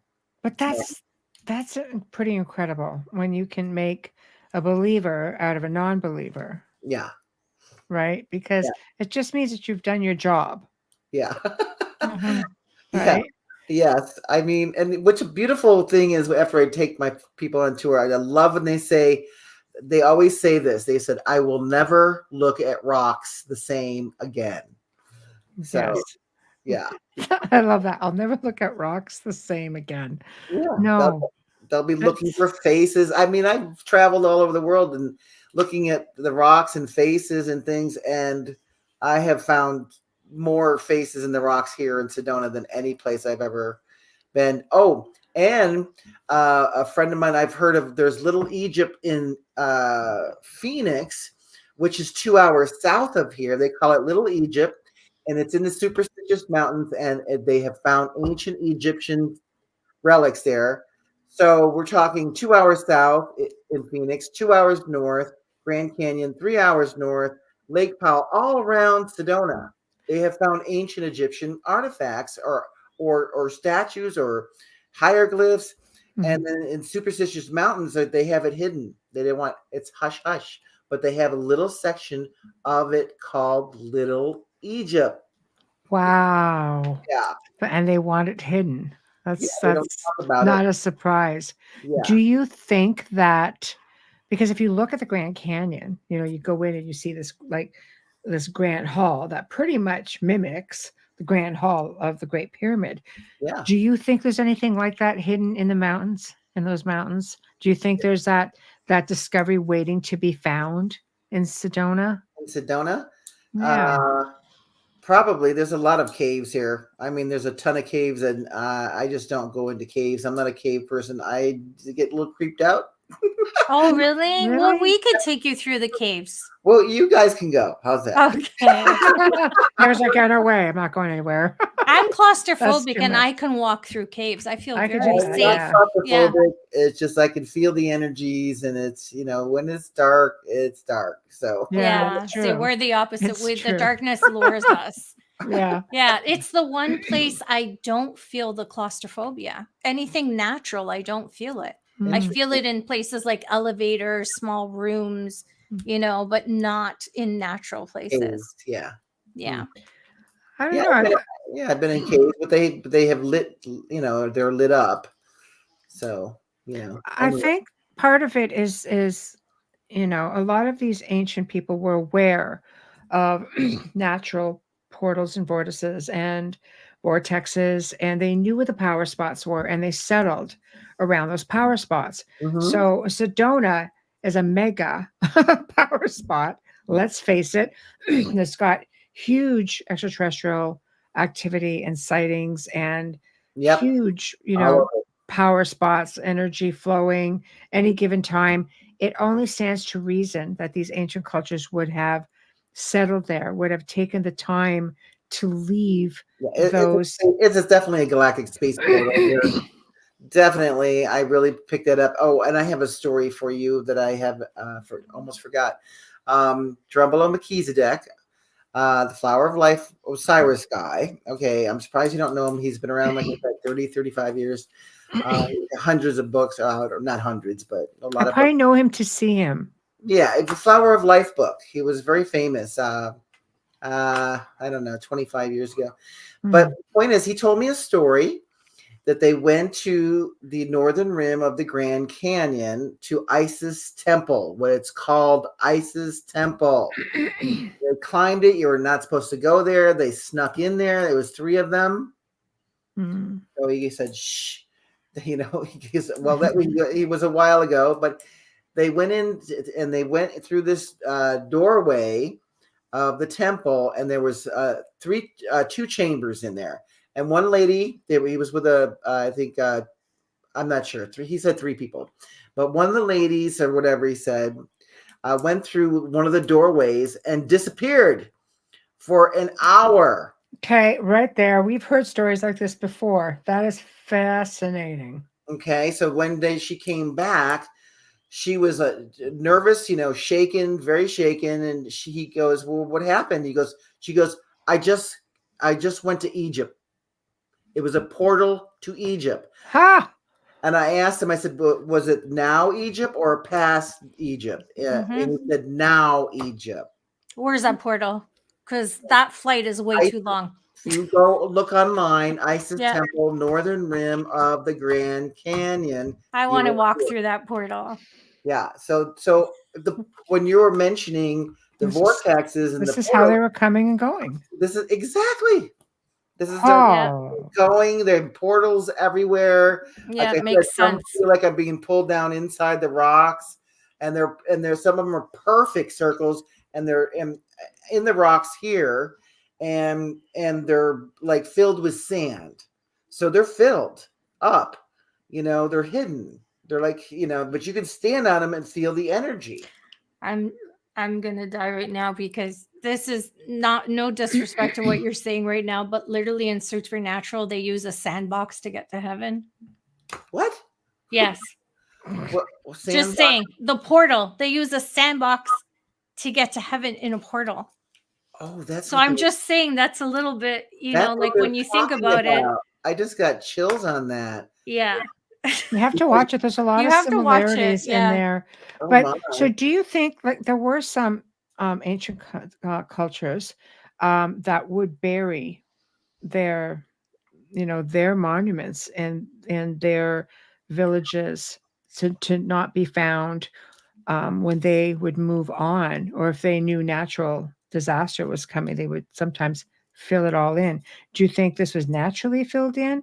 Or do you think, because especially I guess if it was underwater, was that part of the Grand Canyon ever underwater? Or do you think that they might have done it on purpose because it was a gateway? They did it on purpose because it's just too much. Okay, here's how to explain it. The rocks, okay, they're really, you got to climb, let's say, 45 minutes to get to this portal. And the portal's huge. I don't know. Let's see about... it's perfectly round, the one I'm talking about. Perfectly round, and it's probably about 4 to 5 feet wide. Perfect circle. And there's no sand up there, but just inside this portal. So they just come flooding through the portal from Egypt? Or they pop up in the desert somewhere? That's a curiosity. I know I sound like a funky question, but seriously, where do you come out on the other side? Oh my gosh. Sandstorm? How do you get back? I don't know. How do you get back home? Like I said, there's female portals. They go down inside the mountains, and then there are ones that go out. So that's crazy. So I'm sure there's I see a lot of ships coming out of the sides of the mountains here, like out of nowhere. I was like, what? Where did they come from? Broad daylight. We're talking broad daylight. Yeah. Again, there's lots of sightings out there because there are tour groups out there that will go and take you on tours to see UFO tours and CE5s and things like that. That's pretty popular out that way also, right? It is. I have 3 friends that do it. I have that I know that do it, and I've been with all 3 of them, and we always see in 1 hour, we see, no exaggeration, we see 40 or 50 ships in 1 hour. If they're interested in coming on the show and doing a show and talking about the stories, we'd love to hear it. Our people love UFO stories. As you know, it's how we started out with you. Yes. Do I cookies. can get you some names. I Okay. would love that. Yeah, if Oh, they're yeah. interested, we'd love it. We'd love it. And be good promotion too, you And know. we've got video, night vision video kind of stuff too. Beautiful. yes, Yeah, yes, beautiful. Well, I mean, I think I say it's Sedona's gift that keeps on giving on many levels, but the whole historical aspect of this is fascinating to me. I wonder what would happen when you speak of night vision. Have they ever caught some of these portals on night vision? Because it's all energy. Like you would see something like that, I would think. I don't know if they've mentioned that, but I have seen portals here open up in the daytime. Wow. Because I know them since I constantly looking at the rocks and know the rocks very well. Right. And I remember down, and I think I have pictures. I'm sure I took pictures of it. There was this one area I went, look at that. It's a perfect square doorway that is open that was never there before. And I used to have a friend that lived down there. So I would go down there at least once or twice a week, hang out with them. And I never saw that before. And I remember I went back the next day and it was closed. But it was open for at least, I don't even know. As I know it was open for a good hour. I went there, saw that. I went, that's open. Now, how big was it? Like I enough left. for big enough for a plane or a person? Or Yeah. wow. The doorway was huge. It was, Yeah. I would say you could fit a car in there. Yeah. Wow. You know, I'm not Wow. sure about a plane, but I know a car. That's But crazy. so I went there. Then I went back, picked up some friends, went back, and it was still open. So I know it was open for a while. And then the next day, I said I was so fascinated. I go, is it open or am I seeing things?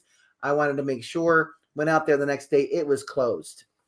So Now, could you actually capture it when you took photos? Because sometimes you just, no matter how hard you try, you can't capture that thing. It's an energy thing. You can yeah, no, no matter what, get it. It looked like a just like when you open up a door and it was dark, you know. Right, right. And I was watching to see if anything was coming out, but you know, and it was pretty far away.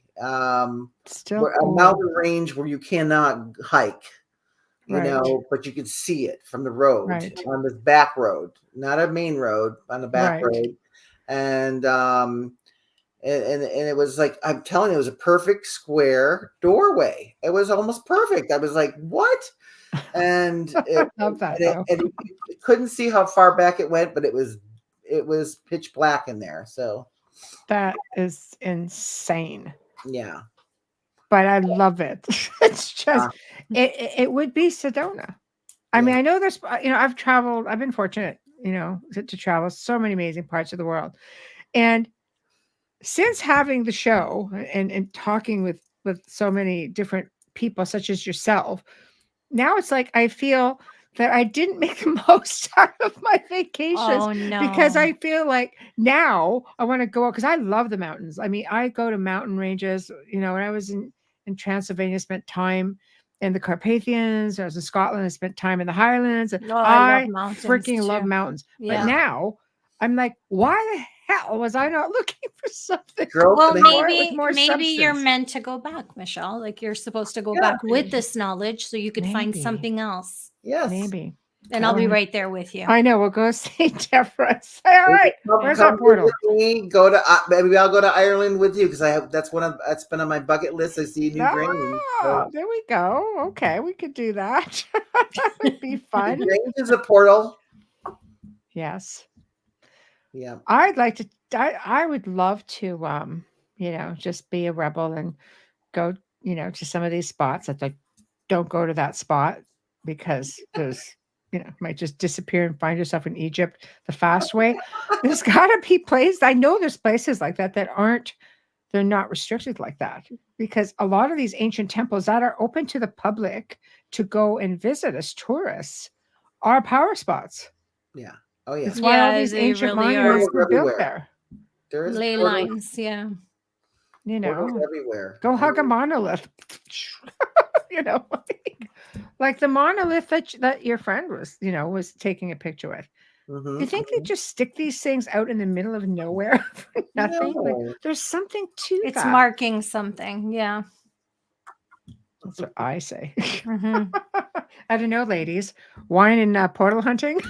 Well, we have street signs, and I believe then they had monoliths, you know? They had Enter all kinds of here, things. exit here. Well, the ancients built their structures over power spots.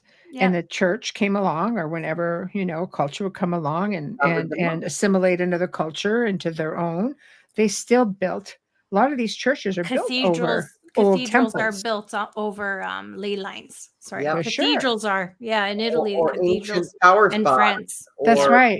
ancient Ley power lines buildings. are nicknamed Highway of the Dead because energy lines, right? Energy is energy. When you're energy, you can zip across. I remember one of the cities that I lived in, they would do tours there, historical tours, ghost tours.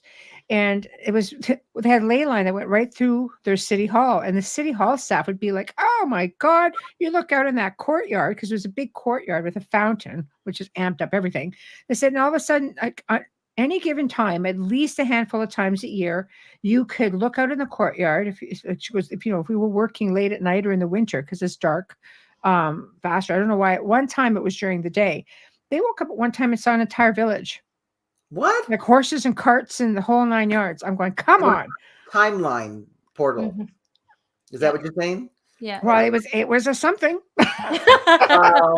And they once a year they would come on a tour. They'd say, okay, we want to do a tour with you, like the whole staff from City Hall. And that's how I would get all my information Wow. based on all these people and what some of the things that they were seeing, and they could collaborate it because it wasn't just one person that would see it. So in the time, like in probably the 15 years that I did tours there, I bet you they had maybe 5 or 6 occurrences. What they could definitively, where there were many of them that would see it. So I don't know, there's something. No, they couldn't film it, or Well, you never knew what was going to happen. and it was quick. Like they'd be working, and all of a sudden they'd go out to the copy machine or the coffee machine and look out the window. There's something going on. You're just like, are we filming a movie here? What's all of this? Wow. And people would capture photographs there and all kinds of stuff. People in period clothing, everything.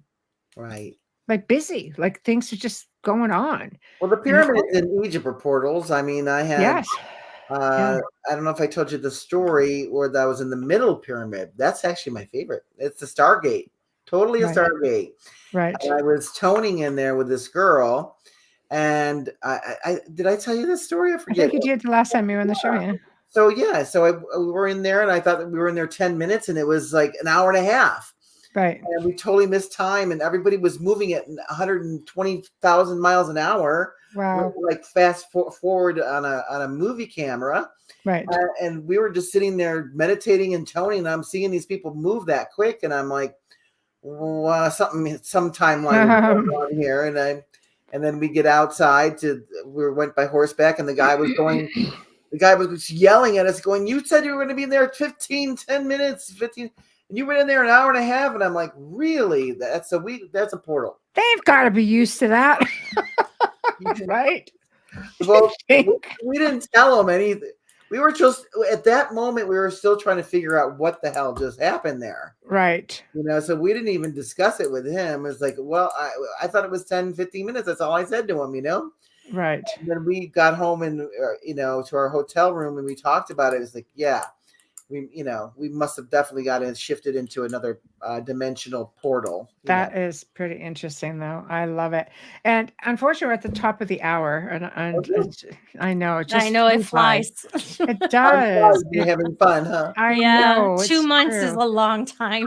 It is, but darn it, it's not quite. Is it quite 2 months now? Oh, yeah, it's December. It's actually probably exactly 2 months. Oh, boo! But it is going to be a fantastic segment. I have no doubt. Questions are already sort of popping in, and I'm making you all wait. Okay, that's it. So, anyway, let's talk about a film or whatever. And sorry. Yes. Well, yeah. Email me. Yeah, email me. Like I have a friend who I think might be interested in doing that. So I'll Okay. figure out. I'd have to find out because he's finishing up another project or just finishing up another project. So I can try to get that information and Sure. present it. So I can definitely go a little further with you on that. It would be a pleasure. Be fun. Yeah. So, but thank you for joining us. This was Maria, you're awesome. Nice to meet you. Oh, I love you. I love you. I can't wait. I love both of you. You girls are I love you. I'm so proud of both of you. You fit right in with our crazy. So I love you for that. You calling Devera crazy? It is normal. It is normal for us. Come and on. what is normal? Now visit me. We're gonna have a big party on the rocks. So. Oh my God! All right, I'm down. I'm buying. That's it. I'm gonna go sit on top of that dragon. I'll get that drone up there somehow. Take a picture of that one. Will you riding the dragon? Okay. Oh my God! Oh boy, that thing better take me through a portal because they'll arrest me. Don't worry, I've got a great bondsman. There we go. All right, darling. Don't ask how, but anyways. Thank you, and I will be in touch as always. Okay. Thank you so much. Thank you too. You too. Thank Take care. Good night. Bye. Well, boy, that went by fast. And big thank you to Devara Thunderbeat, who's just exceptional. And thank you for all that show and tell. Wow on that. That's all I have to say. So big thank you to her. Big thank you to Folgers Coffee for sponsoring our show tonight and every night. Big thank you to Dr. Snick, the man behind our intro. Big thank you to Steve McGinnis, the man behind our banners. Tomorrow night, not tomorrow night, holy crud, next week. Yeah, it's Thursday. We're weekend. All right. It's Friday Eve. Wednesday night, we welcome for the very first time Ryan Peterson. He's the author of 2 books, The Final Nephilim and The Judgment of the Nephilim. Basically, who are these characters who have just a few passages devoted to them in the Old and New Testaments? Are they different than the people who keep reappearing as heads of government today? How, are they identified? How do they identify themselves? Is there hope for humanity? There's a whole bunch of stuff with that. So, which is pretty fascinating. Thursday night, still on the fence. With any luck, who knows? Maybe you'll have another bit of time with Amelia and I, or maybe we'll have a special guest. But that's yet to be determined. So we'll see. Anyway, have a fantastic weekend, everybody, and we will see you all next week. Thanks to everybody in chat who just makes it that much more fun. We appreciate you, and oh, shut up, Wayne. I got one for her. It's red and black. Shut up. Anyway, good night, everybody. Have a good weekend.